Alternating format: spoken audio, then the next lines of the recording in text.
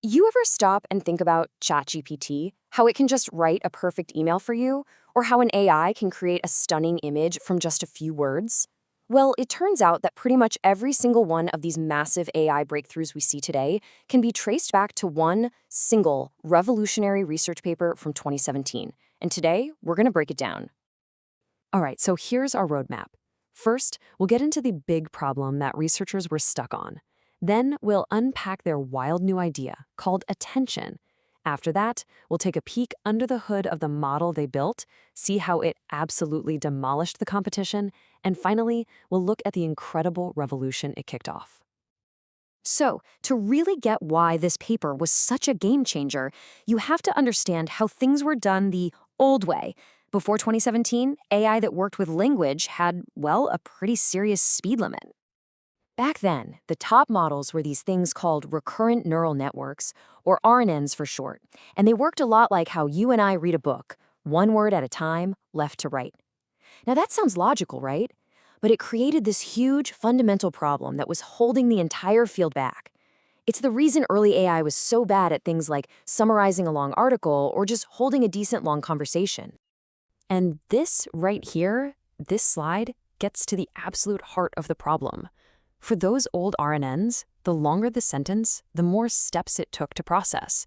So trying to understand a long paragraph was incredibly slow.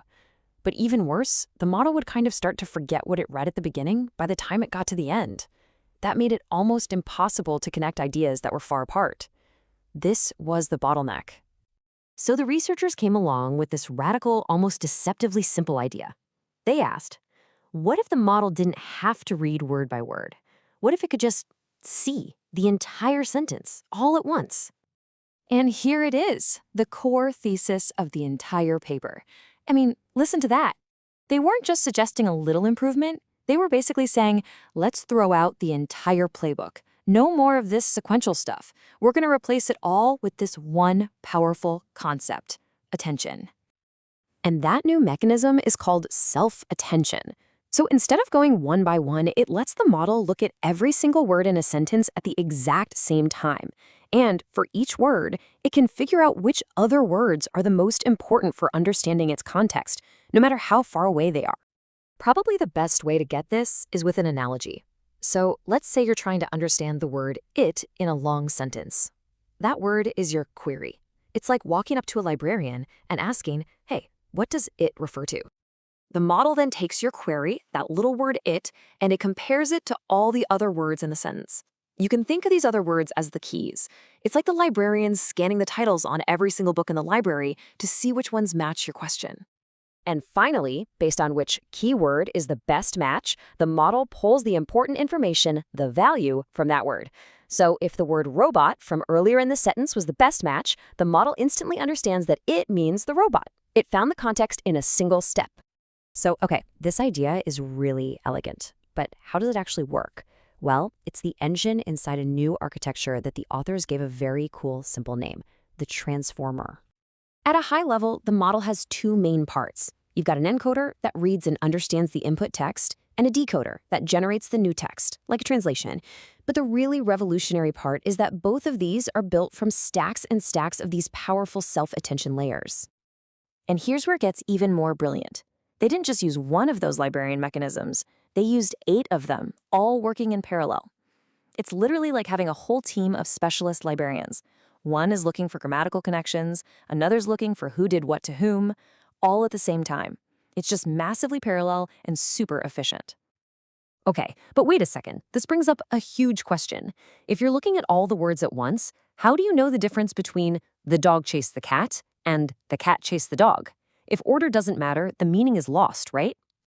The solution they came up with was just pure mathematical genius. They created these unique signals using sine and cosine waves and just added that information to each word.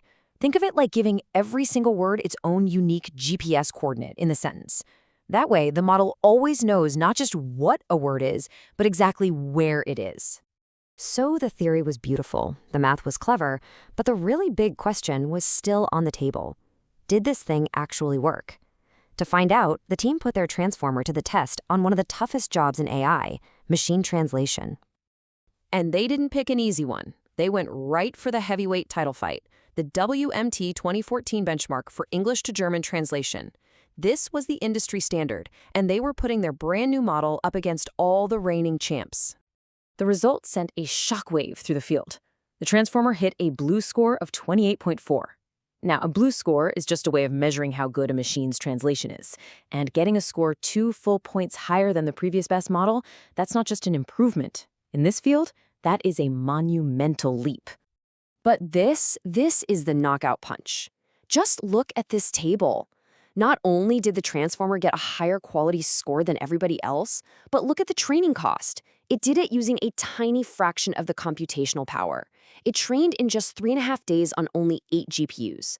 It wasn't just better, it was faster and cheaper. The old way of doing things was now officially obsolete. You can imagine the impact of these results went way beyond just translating sentences. The team hadn't just built a better translation tool, they had forged a new, fundamental building block for all of artificial intelligence. This transformer architecture became the blueprint for, well, everything that came next. It's the TNGPT, Generative Pre-trained Transformer. It's the engine inside BERT. It's what makes the AI tools we use every single day possible. This was the inflection point. It's incredible to go back and read the paper's very first sentence now. It doesn't sound like a research proposal anymore. It sounds like a prophecy.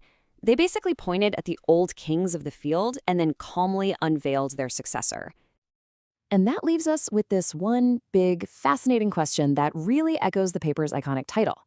In 2017, it turned out attention was all you needed to unlock this new era of AI. So the question for today is, what's the next big idea that will come along and replace it?